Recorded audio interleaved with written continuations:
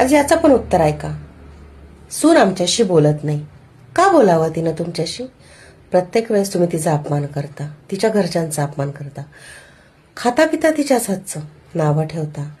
चहा सकाळी लवकर दिला, लवकरच दिला, उशिरा दिला, उशिराच दिला. खाण्याच्या प्रत्येक गोष्टीत तुम्ही नावं ठेवता. ते सोडा, तिने केलेल्या प्रत्येक कामात तुम्ही चुका काढता. तिच्या प्रत्येक वेळेवर तुमचं लक्ष असेल. आत्ता आली, मग गेली, हेच केलं. दिवसभर घरामध्ये बसून तिला तुम्ही वाईट साईड बोलत असता. पण हे जाऊ द्यात, ज्या मुलगा आणि सुनेच्या घरात तुम्ही त्यांच्याबरोबर राहतात, सगळं त्यांचं खाता पिता, ते सगळा खर्च करतात. प्रत्येक गोष्ट, तुमचं दवाखाना असेल, तुमचं आणणं नेणं असेल, प्रत्येक गोष्ट ते बघतात.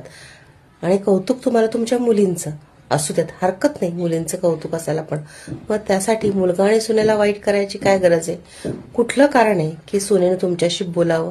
बघा, विचार करा.